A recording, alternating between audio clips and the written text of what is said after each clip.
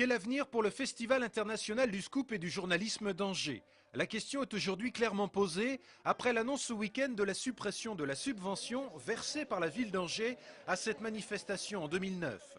En début d'année, lors de la présentation de ses vœux aux Angevins et pour répondre à une situation de crise, Jean-Claude Antonini avait annoncé un réexamen complet des aides financières de la ville. Le budget culturel, et ses 7,4 millions, est le premier à se serrer la ceinture avec 200 000 € d'économies imposées. Le Festival du Scoop, qui a reçu l'an dernier 142 000 € de la ville, fait les frais de cette opération, au grand désappointement de son créateur, Alain Lebouc. On va le modifier, on va faire les choses un peu différemment, on va peut-être rétrécir, mais on va montrer que ce festival, il doit perdurer. C'est le festival d'Angers, c'est pas le festival de M. Antonini. Cet après-midi, lors d'une conférence de presse, Monique Ramonigno, l'adjointe chargée de la culture, a défendu la position de la ville d'Angers en revendiquant cette décision. Au bout de 25 ans, la ville peut s'autoriser à faire ce choix et à dire nous ne pouvons pas continuer d'accompagner le Festival du Scoop à cette hauteur-là. Et donc nous avons décidé de supprimer la subvention du Festival du Scoop. Notez par ailleurs que 3 autres manifestations sont elles aussi concernées par ces coupes budgétaires. Le festival Tour de Seine est en effet supprimé au profit d'une aide à la création musicale qui se répartira sur toute l'année. Même chose pour Angers l'été et ses soirées au Cloître Toussaint qui seront remplacées par des concerts gratuits Cale de la Savate le long de la Maine. Quant aux accroche-cœurs, ils se dérouleront en septembre prochain sur une seule soirée et un dimanche.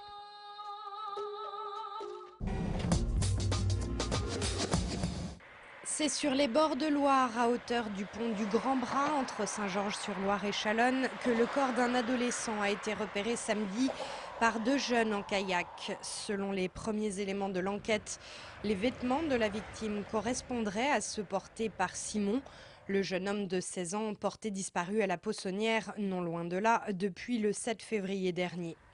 Le parquet d'Angers a ordonné dès samedi une autopsie et des tests ADN, des examens dont les résultats seront connus demain et qui permettront d'identifier la victime ainsi que les circonstances de son décès. 2 mois de prison ferme sans interdiction de séjour. C'est la décision de justice prononcée aujourd'hui à propos de l'affaire Ammar Ahmedjar. Ce Marocain, marié à une Angevine, a fait l'objet d'une comparution immédiate cet après-midi devant le tribunal correctionnel de Bobigny. Ce week-end, il avait refusé d'embarquer dans un avion qui devait l'expulser vers Casablanca. Marié depuis 2005, il avait fait une demande de regroupement familial qui n'a jamais abouti. Il avait décidé alors de rejoindre sa femme et de rester en France malgré son visa expiré. Expulsé une première fois, Ammar Ahmedjar était revenu clandestinement en France. En février dernier, il est de nouveau arrêté et est sous le coup d'une reconduite à la frontière. Finalement, suite au jugement d'aujourd'hui, Ammar Ahmedjar ne sera pas expulsé. Pour l'association RESF, la décision de 2 mois de prison ferme est jugée sévère. En revanche, le fait qu'il ne soit pas interdit de séjour est vécu comme un soulagement. Les parents d'élèves de l'école Marie-Thalet à Angers ont manifesté leur mécontentement aujourd'hui en signant une pétition. Une classe de maternelle devra fermer à la rentrée prochaine et les élèves en cours seront donc 29 au lieu de 25.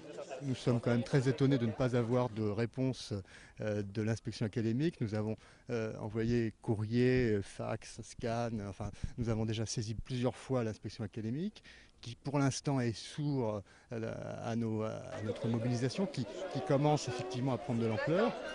Les parents d'élèves ont déjà obtenu environ 250 signatures. La pétition sera par la suite transmise à l'inspection d'académie.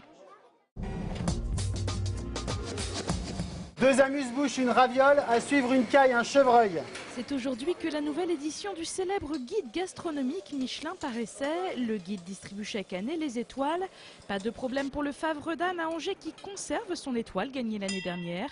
Tout comme les jardins de la Forge à Champtoceau, l'auberge de la Diligence à Loiret et le château de Noirieux à Briolet. Cette année, un nouveau restaurant a gagné sa première étoile à Cholet. Il s'agit du Passé Simple. Ainsi, le département du Maine-et-Loire compte 5 restaurants étoilés. Samedi, l'Université d'Angers a organisé ses journées portes ouvertes à destination de ses futurs étudiants. Au programme, découverte des formations, visite des locaux, tandis qu'au même moment, le campus accueillait la coordination étudiante, 120 représentants d'une soixantaine d'universités en France, pour faire le point sur la contestation de la réforme des universités. Les mouvements de blocus sont assez variés en fonction des villes. À Clermont, comme ailleurs, les vacances ont entamé la mobilisation. Donc à Clermont, on est dans un relancement en ce moment, puisque nous on a commencé le mouvement début novembre, et donc là on est en train d'étendre le mouvement donc, au maximum, de faire sortir l'information au-delà des murs de l'université. Après 2 jours de discussion, la coordination a confirmé son opposition à la loi de réforme des universités, rejeté les avancées proposées par le gouvernement cette semaine et appelé à un renforcement du mouvement. À Angers, les étudiants décideront de la suite à donner à leur mouvement mardi lors d'une nouvelle assemblée générale.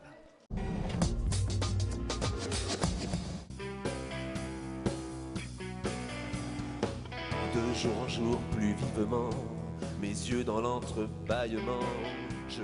2 ans après la sortie de son album Au lit d'herbe rouge, Jean-Louis Bergère revient sur scène.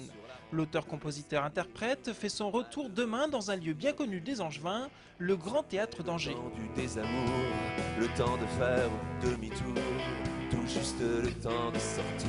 Ça va être un grand moment quoi, au niveau de l'émotion. Moi c'est un lieu que je connais depuis fort longtemps, voilà, pour y avoir été quand j'étais gamin et tout. Et puis venir jouer dans ce lieu-là et me dire que c'est moi, que c'est nous, bon, j'ai un peu de mal encore à visualiser, à imaginer, et à me dire que c'est bien vrai, quoi. Les années poussées dans l'allée, on file sans se retourner. Le ciel est beau dans l'éclaircie, c'est par hasard en plein été qu'un soir je vous revois passer. Vos jambes sont toujours jolies, nous nous croisons dans le silence, la rue renverse. Pour ce concert, Jean-Louis Bergère s'est entouré de 5 musiciens. De quoi rythmer un spectacle marqué par un univers qu'il a voulu très visuel. Entre la danseuse qui intervient dans le spectacle qui s'appelle Maud Albertier et puis les 3 films de Yannick Lecoq qui font partie justement de cette mise en espace, voilà, je pense que c'est ce dont j'avais envie. Moi je suis pas du tout quelqu'un qui est dans une chanson plus théâtrale avec un personnage récurrent comme ça qui est un peu sur mesure quoi.